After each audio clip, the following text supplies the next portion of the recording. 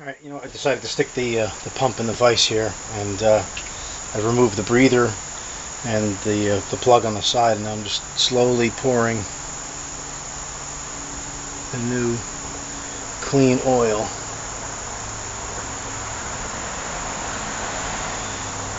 through the breather hole.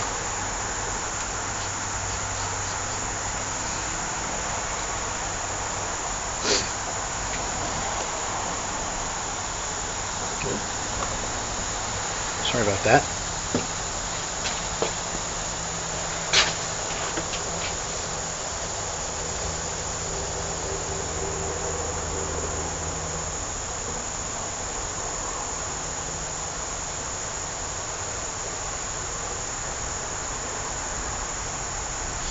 Tell you what, I don't think that guy ever changed the oil on this pump, because that stuff looked really nasty. But you know, I guess a lot of people don't even think that you need to do that sort of thing. I guess that's probably why he threw it out.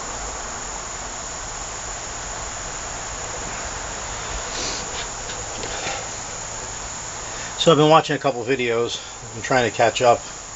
You know, a lot to do during the week, and sometimes if I'm not out making a video, I try to watch some, but I've got a lot of other things to do too. And I just want to give a little congratulations to John Jeff Chance for squaring away his Mountaineer problem. You know, those 302s are pretty damn tough, and glad that he didn't have any major problems like head gaskets or a cracked block or anything. But you know, those, like I said, those motors are pretty damn tough. I've seen them run without coolant, and they're pretty hard to blow up. So, and I kind of had a laugh when he was talking about the screw that he lost for the I guess for the clutch fan. He looked all over the place for it, and then, you know, mentioned that he said, "Okay, Jesus, I give up," and the screw appeared. Yeah, I probably should try that sometimes too, because I misplace stuff, and it's either right in front of me or it's, you know, somewhere just like that, and you know. But I can understand how, at the end of the night, when you're just about done, how frustrating that can be, looking for that one little part that's holding you up from, you know, finishing the job. But anyway, good job, John. So, all right, let me finish filling this up. This is going to be kind of boring. I'll turn you back on when it's coming out the side. Okay, so the oil's just starting to ooze out of the fill port there.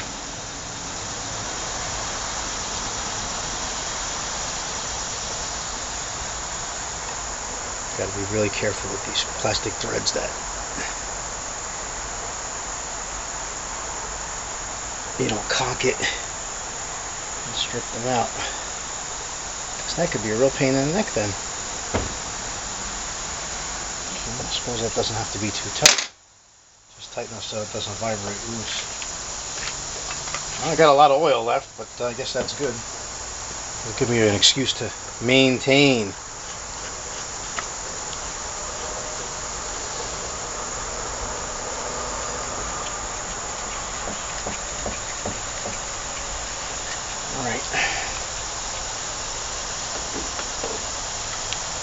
Looks good. Alright, I'm gonna put this down for a minute. I'm gonna run inside and make my family some breakfast. Let me stick this back over here, I guess it doesn't fall. And turn you back on when I bolt this on the pump, so see you in a bit. Okay guys, so we're back. So here's our pump. And we're gonna bolt it back on and see what happens.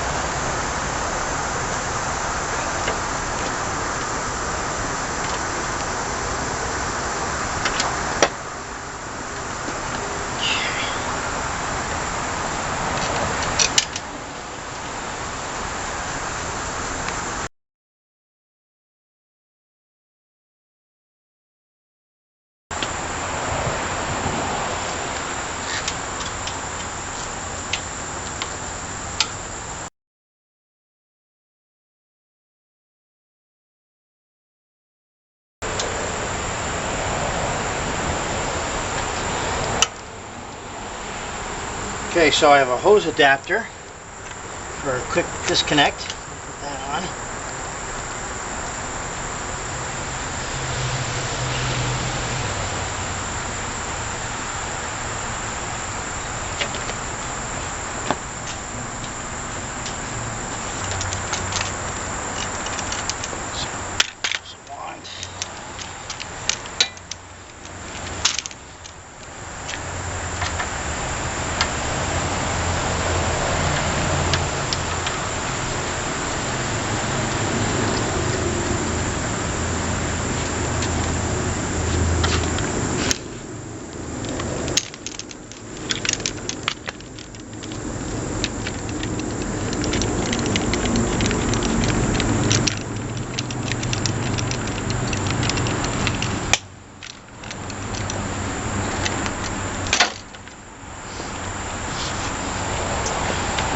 Turbo nozzle from,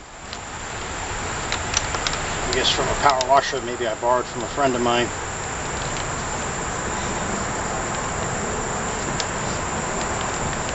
Alright.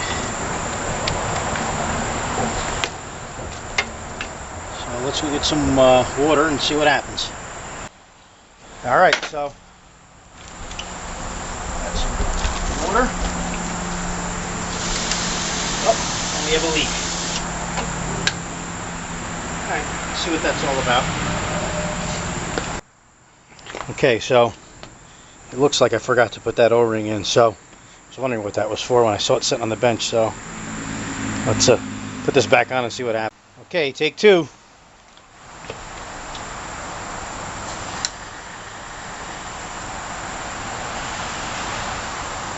That looks good so far. That little leak looks like it's just my hose.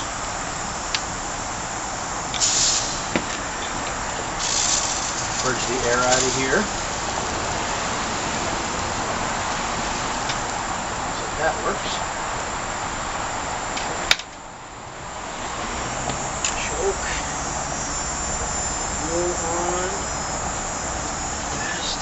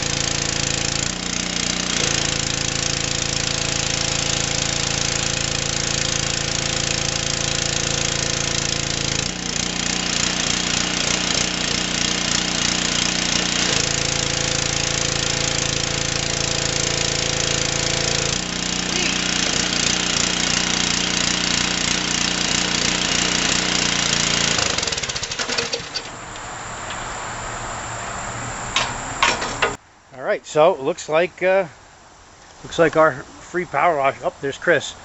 Looks like our free power washer was a success. So I'm gonna go take it now, and we're gonna go power wash off the patio since it really needs it bad, and we're gonna resand it. So thanks for watching.